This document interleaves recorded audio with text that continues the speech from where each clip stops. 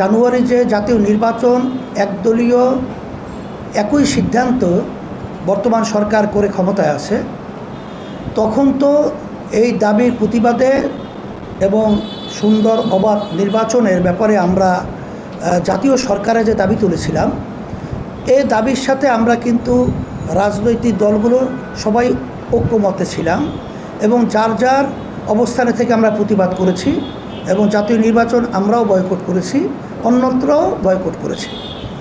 আজকে ধারাবাহিকতায় যে অন্যায় অবিচার এবং জুলুম হত্যাযোগ্য গণহত্যা চলছে, এর প্রতিবাদে বিএনপি সহ সর্বত্রই যে দাবি তুলেছেন আমরাও এর সাথে একমত আছি এবং আমরা রাজনৈতিক দলসহ সবাই আমরা আলোচনা পর্যালোচনা এবং তাদের সাথে যোগাযোগ সহ বিভিন্ন পর্যায়ে আমরা করে যাচ্ছি। স্যান্ডেলিনা সো, রূপচর্চায় আভিজাত্য।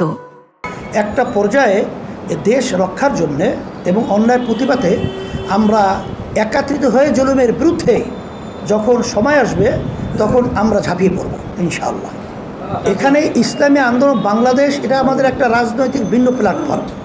বিএনপি একটা প্ল্যাটফর্ম, সে তাদের প্ল্যাটফর্মে থেকে তারা দাবি করেছে, আমরাও আমাদের দাবি কিন্তু একই, কিন্তু এখানে সাথে না সাথে এরা সময়ের পরিপ্রেক্ষিতে আমরা সেই অবস্থা পরিষ্কার করব না, সেটা আমরা সময়ের পরিপ্রেক্ষিতে দেখব যে কোন অবস্থায় করলে আমাদের লক্ষ্যে পৌঁছা যায়, সেটা তখন আমরা বলব।